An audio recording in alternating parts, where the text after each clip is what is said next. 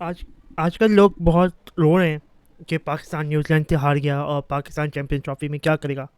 लोग परेशान हैं, लोग अफसोस का मुकाम है ये कि हार एक्सेप्ट नहीं कर सकते। लोग फ़ौरन उंगली उठाने लगते हैं लोगों के ऊपर, बाबर आजम के ऊपर या टीम मैनेजमेंट के ऊपर, पीसीबी के ऊपर, या खुद दिल को क्यों लिया, या आपने साउथ को क्यों लिया, साउथ शकील को। तो ये सब चीज़ें हैं जो कि पाकिस्तान में हो रही हैं और ये बहुत बुरी चीज़ है। हाँ, मैं ये बताऊंगा कि पाकिस्तान ने गलतियाँ क्या की हैं ताकि उस गलती को हम लोग बेहतर कर पाएँ, और मैं ये बताऊंगा कि हमारे रोल क्या हैं और जो रोल बहुत डिफरेंट है। और स्पेशली मैं बाबर आजम के बारे में कहूँगा क्योंकि बाबर आजम बार बार फेल हो रहा है और इस चीज़ को बाबर आजम भी समझता है और हम लोग भी समझते हैं।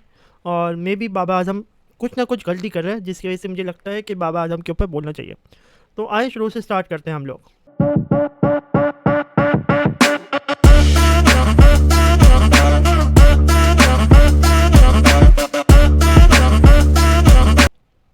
हाय, आई एम स्पोर्ट्स फिनहब। जब मैं दोनों ओपनर्स देखता हूँ, फ़खर जमान देखता हूँ या बाबर आजम देखता हूँ, तो मुझे दोनों ओपनर्स मुझे चाहिए aggressive openers. From the ball one वो जाएं और वो खेलें।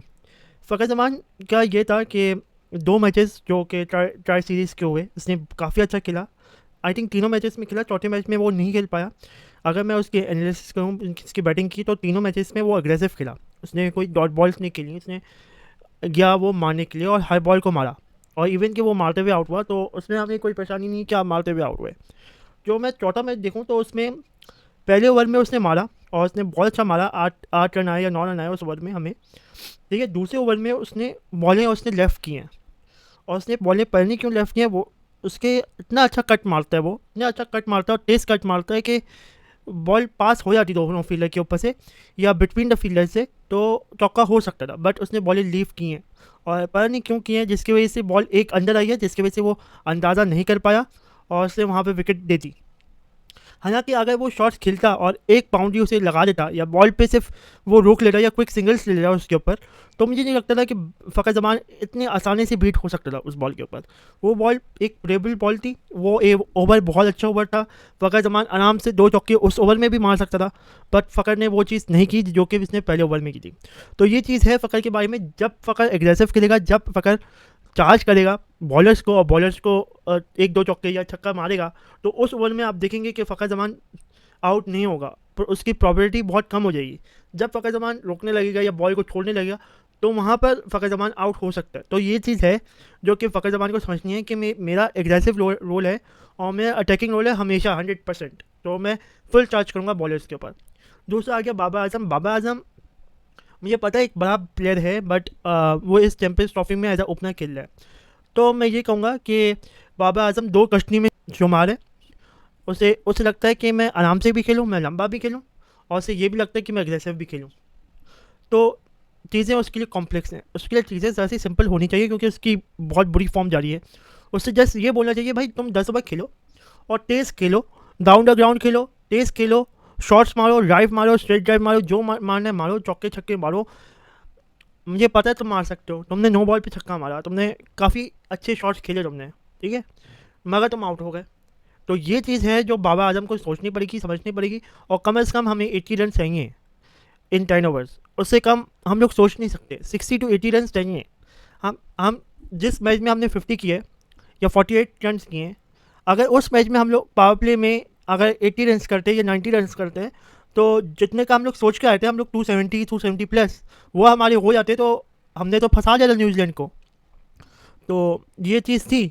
अगर आप हमारा पावर प्ले इतना स्ट्रांग होगा और 70 to 80 to 90 रन का पावर प्ले होगा, तो हम लोग फंसा देंगे। तो बाबर आजम को पॉइंट 1 एग्रेसिव खेलना चाहिए और एग्रेसिव वो खेल सकता है।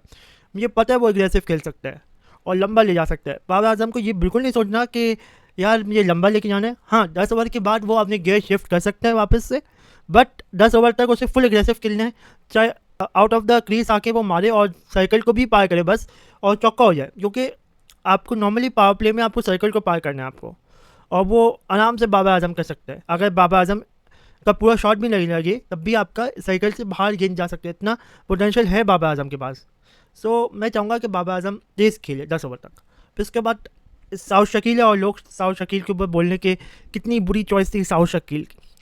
तो मुझे बता दें कि आपके पास दूसरी ऑप्शन क्या है, कामरान गुलाम, जो कि काफ़ी फेल हुआ हुआ है, काफ़ी बल्ले पे बॉल नहीं आ रही, और इवन के सिर्फ पहले टेस्ट मैच में उसने सेंचुरी मारी थी, या साउथ अफ्रीका के अंदर उसने नीचे आके 50 मारी थी जहाँ तैयब ताहिर खेल रहा है, और वो बहुत अच्छा खेल रहा है ना। आप तैयब ताहिर को हटा सकते हो अपनी जगह पे, तैयब ताहिर बहुत अच्छा खेल रहा है, और वन डाउन पे तो कामरान गुलाम स्ट्रगल कर रहे हैं। तो दूसरा प्लेयर जो आता है वो आता है साउथ शकील। अब साउथ शकील का फ़ायदा ये है कि वो भी एक लेफ्टी बैट्समैन है, और वो एक लेफ्ट हैंड अप्रोच देता है इन द मिडल ऑर्डर। हालांकि वो दोनों मैचेस में फेल हुआ, माना मैंने, बट साउथ अफ्रीका में जिस तरह से उसने शॉट खेला था, बल्ले पे बॉल नहीं आई और वो सीधा कैच हो गया। मैं चाहता हूँ अगर दोबारा ऐसी बॉल आए तो वो उठा के बाउंड्री से बाहर फेंके, बिल्कुल सही शॉट था, बस थोड़ा सा मिस कैलकुलेशन हो गई वहाँ पर। इसके अलावा न्यूजीलैंड के खिलाफ उसे बॉल बहुत अच्छी पड़ गई, ऐसी बॉल पड़ गई क्योंकि समझ नहीं आई कि बॉल नीचे कैसे रही, क्योंकि आप अगर आप फिंगर्स को देखो रोल होती हुई तो बॉल सीधी आ रही है, और उसने ऑलमोस्ट फिगर आउट कर लिया था, बट वो बीट हुआ बाउंस के ऊपर। मे बी पिच ने इतना बाउंस नहीं किया, मे बी क्रैक किसी क्रैक पे पड़ के बॉल ने बाउंस नहीं किया, तो ये चीज़ हो सकती है। वरना south Shakeel is one of the wonderful batsman. हाँ, साउथ शकील को स्पिन को अटैक करना पड़ेगा क्योंकि रिजवान शुरू में आकर अटैक नहीं कर सकता एकदम से आकर। रिजवान थोड़ा सा टाइम लेता है, और रिजवान ने टाइम लिया था, जैसे शुरू में उसने 2 ओवर में ऑलमोस्ट कोई रन नहीं थे रिजवान के, सही है। तो साउथ शकील को अटैक करना पड़ेगा, साउथ शकील को स्वीप पे, रिवर्स स्वीप पे शॉट खेलने पड़ेंगे ताकि रिजवान सेट हो जाए हमारा। रिजवान अगर सेट हो गया तो रिजवान निकाल सकता है गेम। आपको दूसरे बंदे को कॉम्प्लीमेंट करना पड़ेगा जो आपके साथ खेल रहा है। कभी आपको तेज़ खेलना पड़ेगा, कभी उसको तेज़ खेलना पड़ेगा, आपको रन्स को रोटेट करना पड़ेगा। क्योंकि मुझे जो लग रहा है सबसे बड़ी जो प्रॉब्लम लग रही है इन द मिडल ऑर्डर, वो लग रही है कि आप रनिंग बिटवीन द विकेट्स आपकी इतनी अच्छी नहीं हो रही, आप क्विक सिंगल्स नहीं ले रहे। आखिर में अगर आप आके क्विक सिंगल्स ज़रूर लेते हैं, जो कि दिखता भी है, बट शुरू में आप क्विक सिंगल्स नहीं लेते। शुरू में आप बॉल लीव करते हो, वेल लेफ्ट जिसे कहते हैं ना, वो गेन करते हो आप, जो कि मुझे नहीं लगता कि आपको वनडे में करने की ज़रूरत है। और हाँ, कुछ बॉलें होती हैं जो कि बहुत अच्छी बॉलें होती हैं जिनको रिस्पेक्ट देनी चाहिए, बट इतनी भी रिस्पेक्ट ना दो कि हर बॉलर को आप अटैक करो। कम से कम यार मिनिमम 6 रन चाहिए हमें, मैक्सिमम हमें। अगर कोई बॉलर आता है और बहुत बुरी बॉलिंग कराता है तो 8 से 9 रन भी आने तो बहुत अच्छी बात है। एक बॉल पे अगर ओवर में चौका लग गया, क्या उस ओवर में दोबारा चौका नहीं लग सकता? अगर वो बैट बॉल लेते हैं, नहीं लग सकता है, और लगाना चाहिए हमें। हम क्यों रिस्पेक्ट में आगे 1 रन लेते हैं या लंबा ले जाते हैं? वहीं पे ख़त्म करो उस बॉलर को। आप लंबा लेके जाते हो, आप लंबी इनिंग खेलते हो, तो मुझे लगता है कि वो चीज़ है जो कि स्टॉप कर रही है पाकिस्तान टीम को। और क्विक सिंगल्स मुझे नहीं दिख रहे इन द पावर प्ले, और आफ्टर द पावर प्ले अगर मैं बोलूँ 15 ओवर्स तक, जो 10 to 15 ओवर होते हैं, तो उसमें भी सिंगल्स नहीं दिख रहे क्विक। तो ये चीज़ है जो कि पाकिस्तान लैग करता है, और पाकिस्तान को ये कवर करना है। आगा सलमान बहुत अच्छी फॉर्म में, और आगा सलमान मेरा प्रॉपर बॉलर है, उसको मैं 10 ओवर करवाऊँगा। जैसे मैंने अभी न्यूजीलैंड के फाइनल में उससे 10 ओवर करवाए, उससे 10 ओवर करवाऊँगा। ये पता नहीं क्यों लोग बोल रहे हैं कि वो ऑलराउंडर है, वो 5वां बॉलर है, उससे बॉलिंग नहीं होती। भाई वो प्रॉपर बॉलर है, वो प्रॉपर ऑलराउंडर है। न्यूजीलैंड के पास भी आपका बेसवेल है, वो भी ऑलराउंडर है, ठीक है, वो भी एक प्रॉपर बॉलर है। ऐसे ही आगा सलमान है आपके पास। आप आगा सलमान एक बहुत अच्छी बॉलिंग करवाता है, और उसने बहुत अच्छी बॉलिंग कराई है। हाँ, खुशदिल ने से हमें बहुत उम्मीद थी, बट खुशदिल ने ऐसी बॉलिंग नहीं करवाई है। खुशदिल ने प्रेशर को रिलीज़ किया है, जो कि मैं बोलूँगा कि यार क्यों किया है उसने। इब्रार दूसरा एंड था, Ibrar as a main bowler हमारा, इब्रार ने बहुत अच्छी बॉलिंग की, बट इब्रार का ये था कि आप इब्रार का एवीडब्ल्यू पे वो आउट था जो आपने नहीं लिया, पता नहीं क्यों नहीं लिया, और हमारा कीपर पता नहीं कहाँ जा रहे थे, मुझे समझ नहीं आया। और दूसरी बात यह है कि इब्रार का एक कैच भी ड्रॉप हुआ साउथ शकील से, जो कि बहुत अच्छे फील्डर हैं, बट मैच में ये होता है। ये चीज़ मैं चाहता हूँ कि पाकिस्तान टीम सीखे, देखे भाई क्यों कैच ड्रॉप होने। पाकिस्तान को कैच नहीं ड्रॉप करने, अगर पाकिस्तान को 240 के अंदर अंदर रोकना है किसी टीम को, तो एक भी कैच ड्रॉप हुआ तो आप मैच हार गए।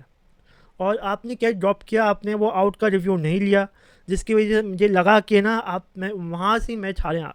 अगर आप पकड़ लेते लिथम का कैच, या आप पकड़ लेते मिचेल का कैच, तो आप जीत जाते ये मैच, मगर आपने नहीं जीता ये मैच, आप हार गए सिर्फ आपकी बैड कैचिंग की वजह से, और आपने रिव्यू जो ज़ाया किया उसकी वजह से।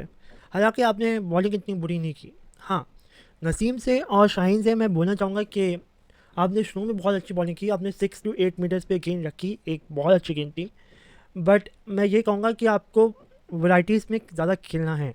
आपको बाउंसर्स जो आपने आखिर में मारी हैं वो बहुत अच्छी मारी हैं, स्लो वन बाउंसर्स हो गई या टुवर्ड्स बॉडी हो गई, ये चीज़ आपको शुरू में अगर आप कर लेते, स्लो में आप फंसा लेते हैं बैट्समैन को, तो ये चीज़ हो सकती थी।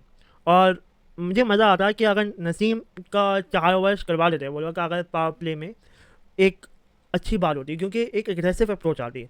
नसीम से आप 3 ओवर करवाते हो आप इन द पावर प्ले, और शाहीन से भी ऑलमोस्ट 4 ओवर करवाते हो। मे बी मुझे लगता है कि आप शाहीन और नसीम से आप 5-5 ओवर करवा सकते हो, और वो स्पीड से वो आके बाउंस करें, बाउंसर मारें, टुवर्ड्स द हेड मारें। और आप अगर आप शाहीन और नसीम को वापस लेके आते हो तो फिर भी आपको स्लिप रखनी चाहिए, क्योंकि वो स्पीडी बॉलर है, उनकी एज लग के स्लिप पे जा सकती है, जो आपने नहीं रखी। और मैं हमेशा से फेवर करता हूँ कि अगर कोई विकेट टेकर बॉलर आ रहा है और जिससे आप सपोज करना यार ये विकेट लेगा, तो उस बॉलर के ऊपर स्लिप ज़रूर होनी चाहिए, क्योंकि वो बॉलर ऐसी गेंद करवाएगा जिसकी वजह से एज निकल सकता है। तो जिस बॉलर के ऊपर आपको बिलीफ है कि वो विकेट निकालेगा इस ओवर में, आप उसके ऊपर स्लिप ज़रूर रखें। आई एम होप कि पाकिस्तान अपनी गलतियों से सीखा होगा, और नेक्स्ट मैच जो न्यूजीलैंड के साथ है इसी ग्राउंड के ऊपर, डिफरेंट पिच के ऊपर बट सेम कंडीशंस होंगी आपकी, उसके ऊपर ज़्यादा अच्छा करेगा और पाकिस्तान न्यूजीलैंड को हरा देगा in the group stage match. Hopeful यही तो है, बाकी देखते हैं क्या होता है। वही अशरफ ने 2 ओवर करवाए, मे बी अगले मैच में हारिस राउफ रिकवर कर जाए, वो रिकवर कर जाए, और वहाँ पे हमें हारिस राउफ दिखे, जिसकी वजह से हमें बहुत फ़र्क दिखे इन द बॉलिंग। तो देखते हैं क्या होता है। अभी तक के लिए बाय।